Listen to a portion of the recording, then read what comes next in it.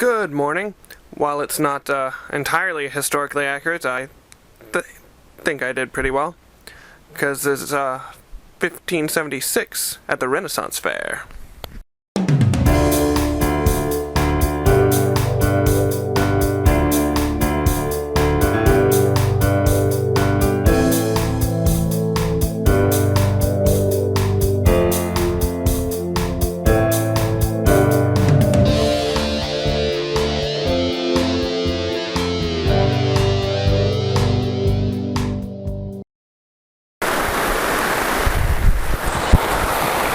I got here a little early to the fair, and as you can see, it's raining.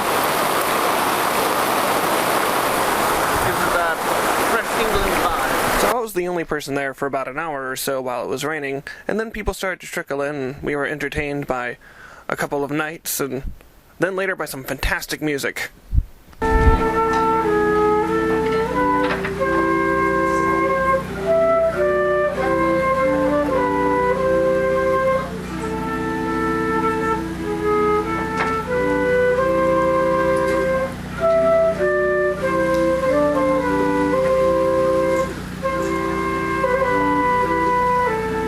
Soon after listening to these fantastic musicians, some friends started to show up.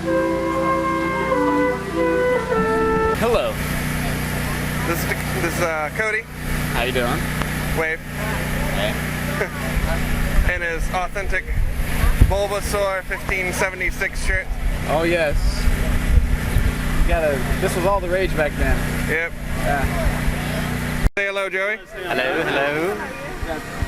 When I got here, nice Renaissance accurate shirt. only the best. So we wandered around for a while and enjoyed the perfect 1576 corn dogs and other modern conveniences. Met some nice dogs and some sheep. And some other friends came by as well, but I wasn't able to record them. But met nice fairies and mermaids as well. And this dragon! He was pretty awesome. And of course, Queen Elizabeth I was there. To win! You're representing the fairy queen, you have to win. Alright. And you shall beat my sister at this game. Okay. Uh-oh, 'tis a grudge match.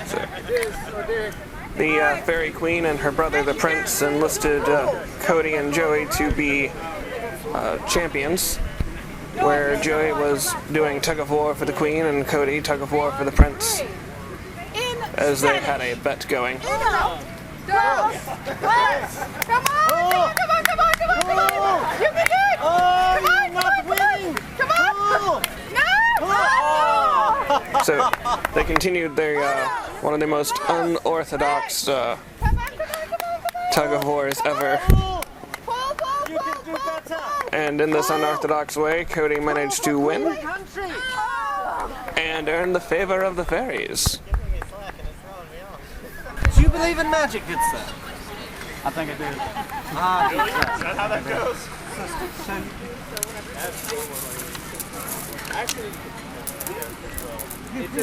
Yes, that. It's a fairy stone. Put it under your pillow and you can visit our fairy. Sounds fun. Well, We thank you, good sir. appreciate it. Good game. Hello, little one. You earned a favor. Are you a princess? Did. What is it? It's a fairy stone. You put it under your pillow, and you get to visit the fairy world at night. Oh, cool. I don't know if it's a one-time use, but I'm trying it. I might be late for work in the morning. I don't know. So this very knightly looking guy just came up to me and told me to report to the stage at 5 o'clock. I'm unsure what this is about. While I contemplated this mystery, I went to enjoy the 2 o'clock joust, and it was fantastic.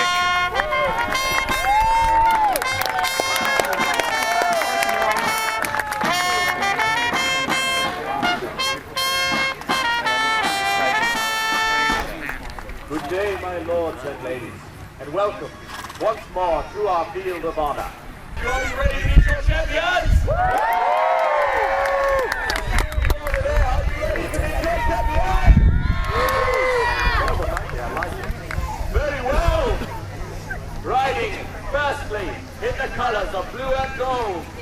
the champion of the Queen, the paragon of virtue, the Viscount of Yorkshire, Sir Devon!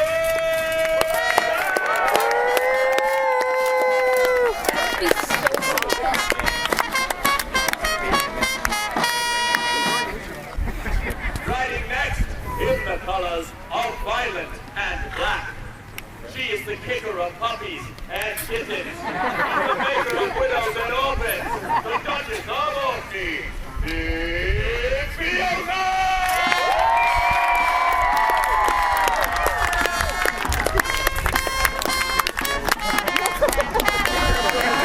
After their introductions, Sir Devon and Dame Fiona exchanged a little bit of smack talk.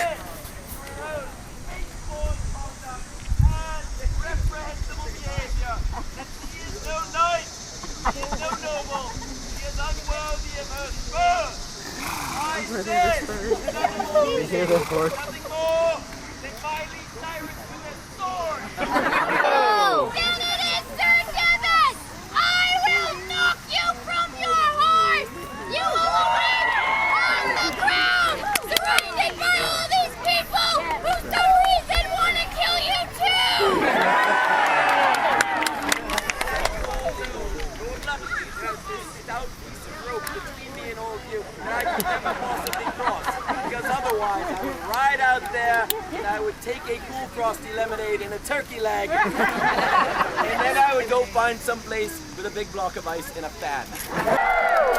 They did a bit of classic tournament stuff.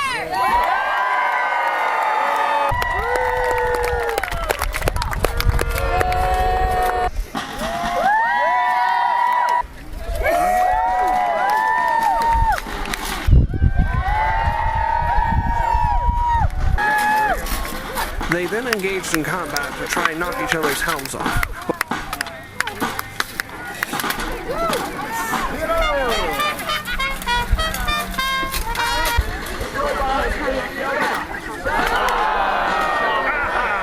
And finally, they jousted. Be unhorsed.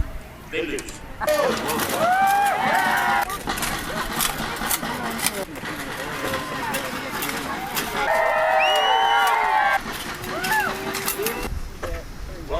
And there was a clear winner, Sir Devon. We have a clear victor. After the joust, there is still plenty to do, much to see, and much fun to be had by all.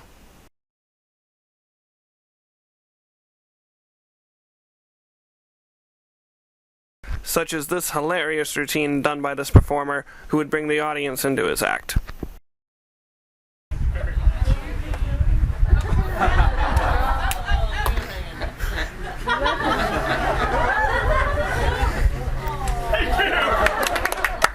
Even brought suspense as well as comedy to it as the plate swung over the audience's heads, as still it did not fall.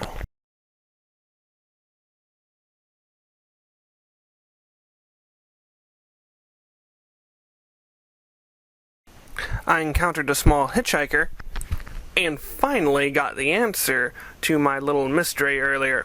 I showed up at the stage at 5, where they were getting ready to do the final joust, and Queen Elizabeth I was on stage. They brought me in and I got to meet her. They did this because I was the only patron for the first little bit of the fair and it was pouring down rain.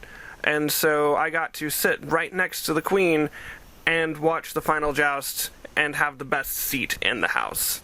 And it was fantastic.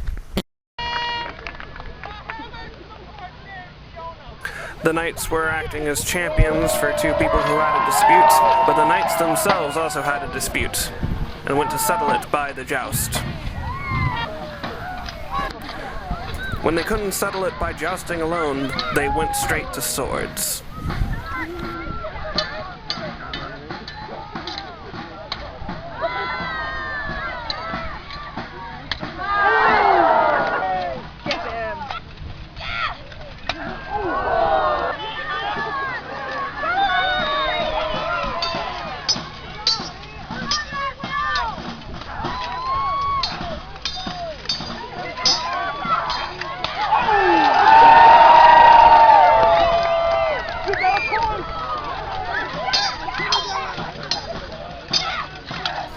As the battle raged, Sir Devon proved to be the better fighter and the more honorable knight, as he showed mercy to Dame Fiona, where they resolved their differences. That was fantastic. I'd never been to a Renaissance Fair before, and I always wanted to go to one, and so I finally got to go. Of course, my makeshift rapier barely survived the day. It's a couple days later now, and I still have kind of a massive sunburn, so always bring sunscreen to everything. Like, despite that, it was still fantastic, and I had an awesome time. I was the first patron there. It was pouring down rain, and like no one who worked there thought anyone would actually show up. And this guy had actually gone to one of the musicians and was like, "No one's gonna show up in this weather." And I was like, "Oh, I'm not a volunteer. Where do I go buy tickets?" And the guy just looked at me with, was like, "We have a patron?" It's like once the rain let up, it's like more people started coming in, and the fair really started getting underway. When I got up on that stage, it's like for a moment I kind of forgot that it wasn't actually 1576, and it was just awesome. And it got me thinking that, granted, it's not all historically accurate, and that's okay. There are certain modern conveniences that we really, really enjoy having. And most of the things that are not quite historically accurate are pretty darn obvious, like corn dogs. But at the same time, not only do they try and bring a feel of historical accuracy to it, but they also try and make it just an enjoyable time for everyone. At one point, there was a group of musicians, and they were setting up and they were about to play, and one guy leaned forward and goes, "This is from the greatest hits of the 1550s.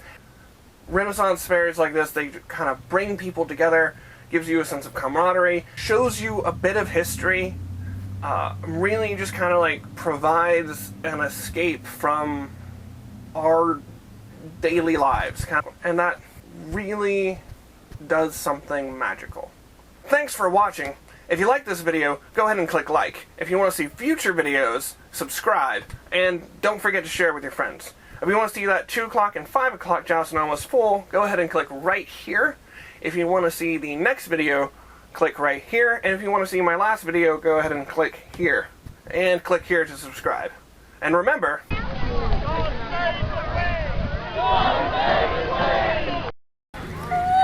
the way.